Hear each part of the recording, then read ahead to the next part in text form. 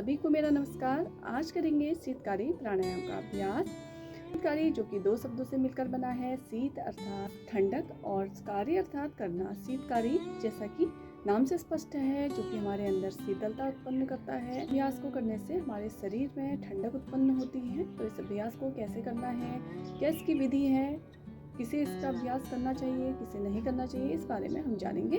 तो जान लेते हैं कि इसका अभ्यास किसे नहीं करना चाहिए। बीपी लो रहता है, शरीर में ज़्यादा ठंडक रहती है, सर्दी जुकाम साइनस की दिक्कत रहती है, तो आप शीतकारी का अभ्यास ना करें। दांतों में बहुत ज़्यादा दर्द रहता है, आप इसका अभ्यास करने से बचें। गठिया रोग से ग्रसित हैं, शरीर को ज़्यादा ठंड लगती है, तो आप इस अभ्यास को करने से बचें। अब हम जानेंगे शीतकारी प्राणायाम का अभ्यास किन्हें करना चाहिए। बीपी हाई रहता है तो आप ये अभ्यास कर सकते हैं। शरीर में गर्मी ज़्यादा रहती है, पित्त बढ़ा हुआ है, तो आप ये अभ्यास आपके लिए बहुत अच्छा रहेगा।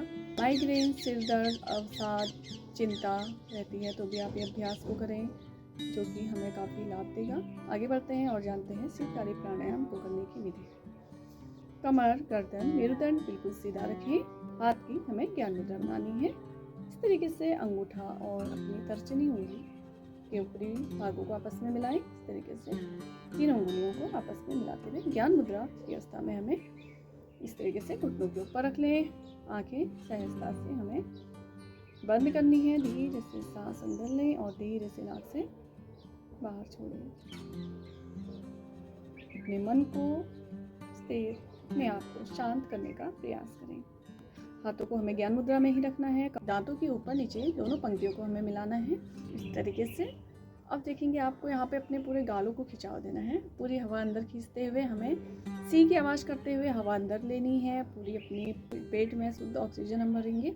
सेकेंड रुकना है, 3 से 4 सेकेंड आप रुकें और उसके बाद आपको मुंह बंद कर लेना है तुरंत, और आपको नाक से पूरी हवा बाहर छोड़ देनी है।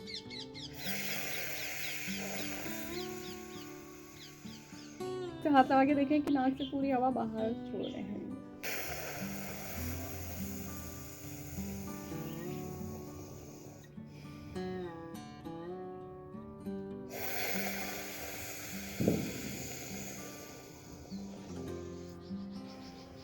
से पूरी बाहर हवा हमें फेंक देनी है। पूरे हमारे फेफड़ों में शुद्ध ऑक्सीजन भर रही है।